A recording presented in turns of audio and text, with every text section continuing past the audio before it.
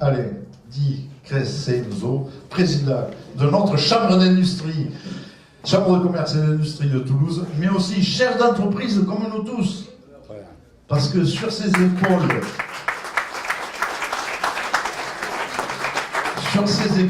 carrées, Alain Di Crescenzo porte plus de 370 collaborateurs, avec un chiffre d'affaires de 25 millions d'euros, plus de 30 000 clients, de la très petite entreprise aux grands industriels, et plus de 56 000 licences de logiciels diffusées sur tous les continents. Mesdames et messieurs, Monsieur le Président, cher ami, Monsieur le Président, je ne sais pas si tu n'es pas président, mais tu vas être commercial d'IGUXA, où tu as tellement bien fait l'article, mon ami, que si tu n'es pas trop exigeant en termes de salaire, mais écoute, je peux t'embaucher. Bon, écoutez, je suis très heureux d'être là. Vous êtes beaucoup, votre présence m'honore, nous honore, et simplement vous dire que, si j'ai bien compris, on est en ambiance de travail, mais aussi conviviale, donc c'est sous ce signe-là que tu m'as demandé d'intervenir, cher ami. Je te remercie d'abord de m'avoir pensé à moi, et puis vous remercie toutes et tous pour l'organisation de ce que vous faites. Vous êtes une belle soirée, et cette belle soirée de club du CDE met un petit peu en mémoire pourquoi nous, Chambre de commerce, nous travaillons beaucoup avec vous, avec les réseaux d'entreprises. On travaille avec vous parce que vous apportez quelque chose aux entreprises. Alors, mon ami t'a déjà dit, mais je vais vous le dire peut-être avec d'autres mots. Première chose, c'est que ce que vous faites, c'est que vous luttez contre l'isolement du chef d'entreprise.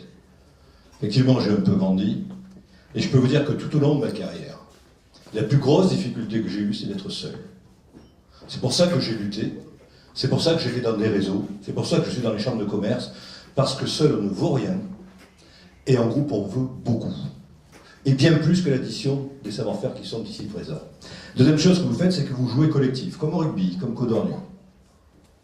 Et la troisième chose, c'est que vous faites du business. Des fois, les politiques parlent de business, j'ai l'impression que c'est un truc impropre, un truc qu'il ne faut pas faire, mais le business c'est bien, surtout continuez à en faire. La deuxième chose que vous faites pour nos chambres de commerce, qui est très important, je suis plus égoïste et je me regarde un petit peu, c'est que vous êtes des éléments extrêmement stratégiques pour nous. Parce que vous me remontez, vous, les dirigeants, ce qui sont la gouvernance des clubs d'entreprise, des réseaux d'entreprise, le besoin des entrepreneurs. Moi, je regarde sur la Haute-Garonne, j'ai 55 000 établissements, un des départements les plus grands de France. Je ne peux pas rencontrer 55 000 entreprises, je voudrais, mais j'y arrive pas. Et par contre, les 150 réseaux d'entreprises qui sont sur le territoire permettent de factoriser la demande et aussi de faire passer mes messages. C'est pour ça qu'on se bat au quotidien avec vous. C'est pour ça que je suis heureux d'intervenir et que je fais le maximum pour être auprès de vous quand vous avez besoin de moi et même pour vous faire passer quelques messages. Alors cette notion de réseau, de territoire, etc., vous l'avez bien compris, et là vous êtes en anticipation. Parce que vous êtes déjà Midi-Pyrénées, la Languedoc-Roussillon. Nous, on n'est pas encore, on va se mettre un peu, chez nous, un peu différemment, on va se mettre un peu à la castagne, j'y reviendrai, parce que, évidemment, il n'y aura plus qu'une chambre de région, donc il y a beaucoup de prétendants, etc., donc ça va faire du sport, ça restera correct. Mais dans les regroupements, si vous voulez, on va s'expliquer un petit peu, et c'est pas mal, parce que ça fait du bien de s'expliquer, moi je suis un ancien sportif aussi, donc ça fait du bien. Cette grande région, que vous avez déjà mobilisée ou modélisée de votre côté, c'est un atout pour nos entreprises. Je vais vous donner quelques éléments caractéristiques de cette grande région, et vous allez voir que quelque part ça nous fait sauter une étape, mais surtout c'est des éléments qui vont nous permettre de faire plus de business. 5,6 millions d'habitants, ça pèse, c'est un pays. Et quand je me rapproche du pays, je vais vous dire ce que ça représente en termes de superficie. Globalement, on va être aussi grand que l'Autriche. Ça veut dire quelque chose. Un peu emmerdant quand même compte tenu des infrastructures, c'est qu'il va falloir à peu près plus de 5 heures pour traverser, pour faire joindre les points les plus éloignés. Ensuite, elle a une position stratégique. On l'oublie souvent. Nous avons deux éléments touristiques et d'attractivité incontournables qui s'appellent la Méditerranée et les Pyrénées. Surtout, n'oublions pas ça. J'espère que quelque part, quand on parlera du nom de la région, on se rappellera de ça. Parce que ça, c'est connu du point de vue international. Ensuite, elle a une autre position, elle est à la jointure entre le nord et le sud. Et enfin, elle est à l'interface avec l'Espagne. C'est quand même quelque chose d'important. Positionnement stratégique. En termes de PIB, 144 milliards d'euros, ça veut tout dire et rien d'autre. Ça sera la 6e région de France, et on sera dans les 20 premières régions européennes. Ça veut dire que, chaque fois qu'on parle de la Catalogne, etc., avec l'effet de levier que ça peut avoir, ben ça veut dire qu'on aura un effet de levier considérable à condition qu'on sache utiliser l'argent public, mes amis. Mais ça, il va falloir, on en parlait avec mes collègues du Gers, là-bas, ça, il va falloir un peu qu'on y travaille un peu mieux, hein, sur l'éducation de certains. Et surtout, si vous voulez, nous, les entrepreneurs, qu'est-ce qu'on a en face de nous? On va passer de 100 000 entreprises en Midi-Pyrénées à 240 000 entreprises, établissements, entre Midi-Pyrénées et Languedoc-Roussillon. Ça, c'est du business. Ça, c'est de la force entrepreneuriale, à condition qu'on sache la mailler. Si on ne sait pas la mailler, on ne va pas gagner plus. À condition qu'on sache gérer un territoire. Si on ne sait pas gérer, on ne va pas faire mieux. Et enfin, ce que je vous dirais, c'est que nous avons des additionnalités, des complémentarités. On a une forte région Midi-Pyrénées, il faut être honnête. Une région Languedoc-Roussillon, un peu moins forte du point de vue du PIB. Mais elle a des valeurs complémentaires. Elle a des éléments très importants. Nous avons l'aéronautique. Très bien. L'espace. Très bien. Mais on sera le premier bassin viticole au monde. Quand je vois l'évolution de nos vins, et on peut en parler, là, les gens de Minervois, le collègue, là où tu es toi. Où tu es toi, qui m'a fait boire avant que je vienne, tu es au fond, d'accord? Tu bois. Ben, il y a des vins de qualité, il y a des vins qui peuvent rayonner au niveau mondial, il n'y a pas de raison de se faire tirer les croupières par des vins chiliens ou par des vins sud-africains, on a de la qualité chez nous. À condition qu'on se mette en marche. Il y a le tourisme aussi. Et là, si vous voulez, c'est ce que nous apportent nos collègues. Et après, il y a les additionnalités. Ça veut dire que 1 plus 1 sera supérieur à 2. Je vous donne des éléments assez divers. La santé et les biotechnologies, fondamentales de santé. Nous, on est bons sur le cancer, ils sont bons dans l'immunologie. On a 2 CHU très forts. Ça, on a des sociétés de biotechnologie qui peuvent nous pousser au niveau mondial. C'est une opportunité pour nous. L'agroalimentaire. Premier employeur du territoire global. Je vous cite aussi le numérique que je connais bien. J'ai vu un jeune qui fait du numérique qui s'appelle Campari, je ne peux pas l'oublier ce jeune. Où il est le jeune Campari?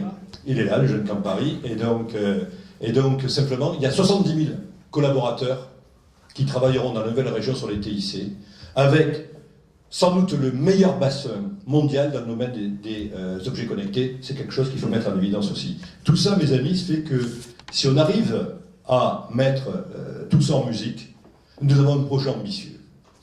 La seule chose qu'il faut, et sans aucune critique d'un homme d'entreprise envers des femmes et des hommes politiques, c'est qu'il faut que cette politique se mette en marche. Et vous allez voir que ça a été un catalyseur pour moi, et c'est pour ça que j'ai créé le club d'entreprise Pyrénées-Méditerranée, parce que je me suis dit, dans tous ces projets de fusion, etc., on oublie quelque chose de, au fond, pas très important, hein, l'entreprise. Pour mes créateurs d'emplois, pour mes créateurs de valeur ajoutée, pour mes créateurs de bien-être et de mieux-être, c'est quand même difficile d'oublier ça. Et quand j'ai vu qu'on commençait à se crêper le chignon, président du conseil régional de Languedoc-Roussillon, avec qui je me suis disputé le premier meeting qu'on avait fait ensemble, moi étant l'entreprise et lui c'était la collectivité, il m'a dit 3 choses. Je me battrai pour avoir le siège, etc. Le siège, c'est pas le problème, mon ami. Deuxièmement, ça mettra 5 ans, et ne comptez pas sur moi pour faire 1 euro d'économie. Je lui ai dit, vous êtes en dehors du temps, monsieur. Alors évidemment, il y avait des caméras, il y avait 500 ou 600 personnes dans la salle, mais c'est en dehors du temps, ça n'existe plus. Ça. Notre métier, votre métier, moi, ce que je fais en tant qu'entrepreneur, ce que je devais faire il y a 15 ans ou 20 ans, en 2 ans, il faut le faire en 6 mois. Alors qu'on ne me dise pas qu'on ne sait pas s'améliorer ailleurs, d'ailleurs nous on l'a fait dans les chambres de commerce, il n'y a pas de raison qu'on ne puisse pas le faire autrement. Donc cet outil qui s'appelle ce club d'entreprise, ce club de club, où tu étais présent d'ailleurs et je t'en remercie, il sert à mailler les réseaux. Et vous voyez, si on arrive à mailler tous les réseaux, si on arrive à mailler au mieux ces entreprises, quelque part, on va lutter contre l'isolement, on va chasser en meute, et on va gagner de l'argent, on va faire des affaires. Et une entreprise, c'est fait pour gagner de l'argent, c'est fait pour faire des affaires. Il faut le rappeler aussi de temps en temps, parce qu'autrement on ne paye pas d'impôts, on n'embauche personne, etc. C'est pas rigolo pour les uns et pour les autres. Voilà, donc moi je ne veux pas qu'on oublie les entreprises. Alors simplement, j'en arrive à vous parler 2 minutes des CCI, si vous voulez, parce que quand on parle de grandes régions, je ne veux pas qu'on oublie une chose, le terrain, comme dans nos boîtes. Si vous n'avez plus connu holding, mes amis, le business ne se fait pas. Et je voulais simplement rappeler quelque part qu'on se remette les pieds sur terre, et qu'on reparle des actions de terrain dont on a besoin au jour le jour, de l'accompagnement de nos entreprises, qui sont sur des marchés difficiles où les donneurs d'ordre sont de plus en plus exigeants, et on peut les comprendre, mais enfin c'est exigeant, où on nous fait baisser nos prix, où on a une fiscalité qui est un peu confiscatoire là-dedans, ça veut dire qu'il faut se battre. Et surtout pour se battre, il faut qu'on nous donne des outils, et moi je suis là pour vous donner des outils. J'en arrive à la Chambre de commerce, que j'ai la chance de présider, avec mon ami vice-président, qui est aphone, c'est pour ça qu'il ne parle pas, il ne parle plus ce soir. Donc pour vous dire que, simplement, avec cette chambre de commerce, on a essayé de faire une petite révolution au niveau de la Haute-Garonne et de Midi-Pyrénées, pour faire quelque chose de plus offensif, de plus agressif, de plus présent sur le terrain. Je vous donnerai quelques chiffres, mais seulement 2 petits mots peut-être sur ce qu'est une chambre de commerce, parce que je ne sais pas si tout le monde est au courant de ce que c'est. Ça a été ma première frustration, et je peux vous dire que j'en ai fait des kilomètres, je suis allé voir des boîtes, je rencontre en rendez-vous annuel 80 entreprises par mois, plus tout ce que j'ai à faire à côté, donc pour essayer de faire passer le message. Simplement vous dire que ce sont des établissements assez sympas, puisqu'ils sont assez historiques. Je vais vous donner une phrase qui résume ce qu'ils sont des chambres de commerce. Henri IV les a rêvés. Henri IV, il avait créé des assemblées pour veiller aux commerçants. Vous savez, ça commençait à arriver, les commerçants, il se dit, hop, ils gagnent du pognon, il faut qu'on les surveille. Louis XIV les a créés en disant, bon, maintenant on va leur donner un statut un peu différent d'établissement public, avec des chefs d'entreprise qui vont regarder tout ça. La Révolution est passée par là, on a coupé la tête aux chambres de commerce, ce qui est fort logique dans le contexte. Ensuite est arrivé Napoléon, avec une vision stratégique, qui a dit « Je veux une chambre de commerce dans chaque grande ville ». Et parce que ces chambres de commerce-là vont nous aider non pas à contrôler les commerçants, mais à faire en sorte que les exportations se développent et que ça ramène de la valeur à la France. Napoléon disait « C'est bien, mais les entrepreneurs, je m'en méfie un peu, à la tête, je mets un préfet ». Au fond, aujourd'hui, bon, il y a quelques années, c'était un préfet, maintenant c'est moi. Et le dernier point, c'était la Troisième République, qui les a consacrés, ça veut dire qu'elle les a rendues indépendantes, ça veut dire qu'elle avait des assemblées délibérantes, qui sont des assemblées élues de chefs d'entreprise. Alors, vous vous rappelez nos missions peut-être. Première mission d'une chambre de commerce, c'est de vous représenter. Je ne voudrais pas qu'on se trompe par rapport à MEDEF, ou à la CGPME, ou à d'autres syndicats de branches ou patronaux. Nous, on représente toutes les entreprises, parce que vous êtes tous adhérents aux chambres de commerce. Et nous n'avons pas une mission syndicale, mais une mission de représentation de ce que pensent les entreprises. Et ça, on porte ça au niveau de l'État, on porte ça au niveau des collectivités et de différents tiers. La deuxième mission, c'est une mission d'instruction. On nous saisit sur de l'aménagement du territoire, sur un nouveau supermarché, sur une route, etc., sur le parc d'exposition. Et là, on fait des rapports, on produit des rapports. La troisième mission, qui est sans doute la plus importante, et celle que l'on voit le plus souvent, mes amis, c'est soutenir les entreprises tout le long de leur cycle de vie. Alors ça va jusqu'à la création, jusqu'à la transmission. Ça veut dire qu'on a des entreprises du commerce, des services de l'industrie, du tourisme, voilà, ce sont nos collèges, et avec aussi des experts, des équipes dans le domaine des ressources humaines, dans le domaine de l'innovation, dans le domaine de l'international, dans le domaine du développement durable, dans le domaine de l'information stratégique. Tout ça, ça fait partie des commissions qui vont soutenir les entreprises et faire des actions à votre profit. Gérer, parce qu'on doit gérer des participations, nos établissements ont des participations. Il y en a une qui a fait parler tout le monde, c'est l'aéroport Toulouse-Blagnac.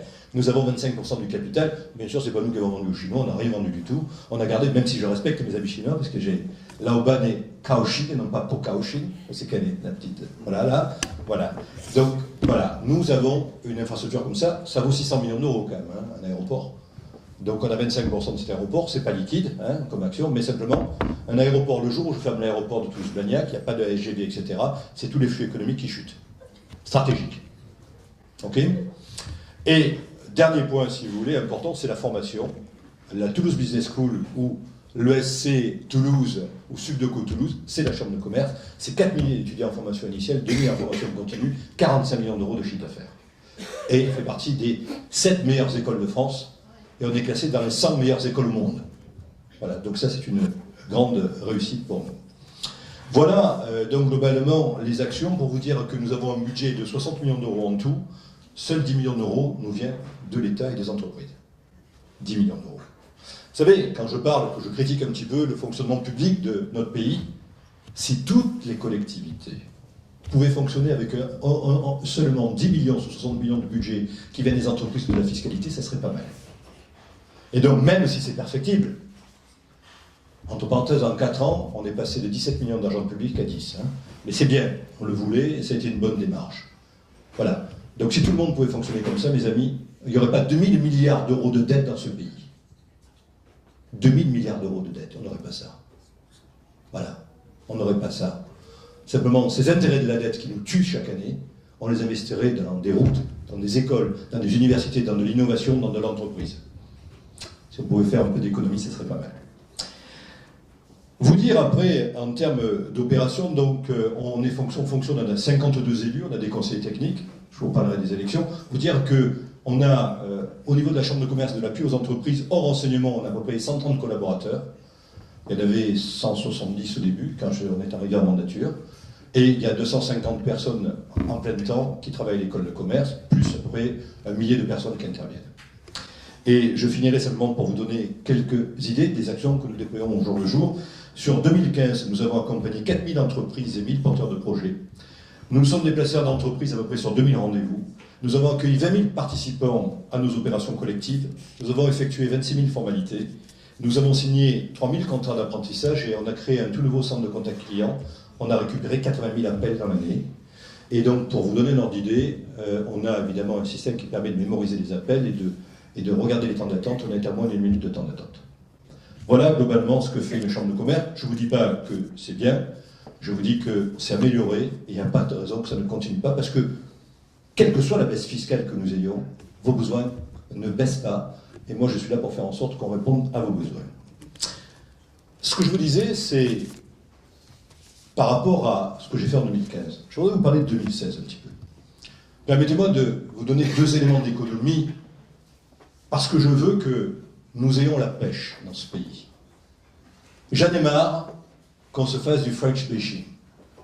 On se tue tout seul, on se tire tout seul des balles dans le pied. On a un beau pays, on a des beaux jeunes, on a des savoir-faire extraordinaires, on a de belles boîtes, on n'est pas aidé par la fiscalité, je suis d'accord. On n'est pas aidé par le coût du travail, je suis d'accord, mais on ne va pas s'arrêter là. Et ce que je veux vous dire, c'est que 2016, il y a des éléments économiques qui sont plutôt positifs. Et il y a 2 éléments sur lesquels je voudrais vous donner des informations. C'est ce qui se passe au niveau européen, si vous voulez bien, et bien sûr au niveau français. Alors à la Chine, on passe parce que ça fait chuter les bourses, le pétrole qui baisse, etc. Oui, d'accord, mais regardons l'économie réelle, claire, nette et précise, et regardons les fondamentaux européens et français. Européens. Avec cette parité euro-dollar au niveau européen, les entreprises qui exportent, qui créent donc de la devise chez nous, surperforment et vont encore surperformer parce qu'il n'y a pas de raison que ça bouge, parce que globalement, tout le monde se tient par la barbichette là-dessus. Ce que je veux vous dire aussi, c'est que par rapport à l'investissement des entreprises européennes, ça va s'accélérer et nous attendons une demande des pays émergents supplémentaires. Et ce que je veux vous dire aussi, c'est que les entreprises vont pouvoir encore plus investir. Vous le savez, il y a des taux d'intérêt très bas. On n'a jamais vu des taux d'intérêt aussi bas que ça, avec un peu de reprise, et avec la capacité à s'endetter, et avec des taux très bas, ça veut dire que quelque part, on va relancer l'investissement industriel. C'est toutes les prévisions que nous avons. Et pour vous dire qu'au niveau européen, nous aurons aussi une petite baisse du chômage. Au niveau français, bien sûr, la consommation va suivre. Au niveau français, les prévisions qu'on a sur le premier trimestre, deuxième trimestre 2016, c'est à peu près 0,4% de croissance. Ça veut dire qu'au bout d'un semestre, on sera à 1% de croissance du PIB. À qui? On a fait 1,1 en 2015. Alors évidemment, il ne faut pas qu'il y ait des centaines de bombes qui explosent, etc. Mais si tout se passe comme ça doit se passer, on repart dans la consommation. L'alignement de planète que vous connaissez avec des taux d'intérêt plus bas, des prix des hydrocarbures plus bas, qui nous donnent du pouvoir d'achat, vont faire que si on a le moral, si j'arrive à vous donner la pêche, si on arrive enfin à vous donner la pêche, à nous donner la pêche d'investir, eh bien ça va suivre. Et nous aurons une petite baisse du chômage, sans compter, si vous voulez, le plan annoncé par le président de la République des 2 000 € qu'il va donner pour les embauches en CDD de longue durée ou de CDI. Voilà, tout ça, mes amis, il faut le transformer sur nos territoires, et on a tous les atouts pour le transformer en Haute-Garonne. Et je peux vous dire que moi, en 2016, sur la Chambre de commerce, on ne lâchera pas tous les efforts, même si nous sommes en année d'élection, je vais vous en parler. Parce que, élection ou pas, l'entreprise n'attend pas. Et on sera sur le terrain avec vous pour vous accompagner et pour vous défendre dans les missions qui sont les nôtres. Alors, 2016, ça sera une année stratégique pour les entreprises, vous avez compris, on va basculer un peu là, sur l'économie, à condition qu'on y aille tous. Ça sera aussi une année importante pour les chambres de commerce parce qu'on va rentrer en élection. Bon, vous savez, moi j'ai un bon travail, etc. Je ne vais pas vous parler de moi, je vais vous parler de nous. Il faut que vous alliez voter, peu importe pour qui vous allez voter, s'il y a plusieurs listes, etc. Pourquoi? Parce que seul le vote nous légitime, ou nous légitimise. La légitimité pour vous défendre, pour parler de vous, pour aller voir le préfet et lui dire attention, battez-vous pour ces affaires de canards. Arrêtez de faire le jeu des gros par rapport aux petits, vous allez flinguer une économie et un département. Si je représente 10% des entreprises, à me dire écoute, c'est bien gentil, je t'aime bien, tu parles bien, mais t'es pas représentatif. Ne nous laissons pas faire. Donc ce qu'il faut, c'est que nous ayons des élections mobilisatrices. La légitimité de vous représenter, la légitimité de vous défendre. Ça ne viendra pas de la personne qui sera élue, il faudra qu'il soit bien ou qu'il soit bien, etc. Ça viendra de votre vote. Et là, je compte sur vous, faites voter, votez dans vos entreprises et faites voter, peu importe la personne. Ça sera entre le 20 octobre et le 2 novembre, et nous avons besoin de vous pour vous faire entendre et nous faire entendre. Si ce n'est pas les entreprises qui portent votre voix, qui ça va être? Si ce n'est pas une chambre de commerce, si ce n'est pas un plan d'entreprise, si ce n'est pas le MEDEF, ça va être des gens qui n'ont jamais travaillé. C'est un peu con, quand même. On peut faire mieux.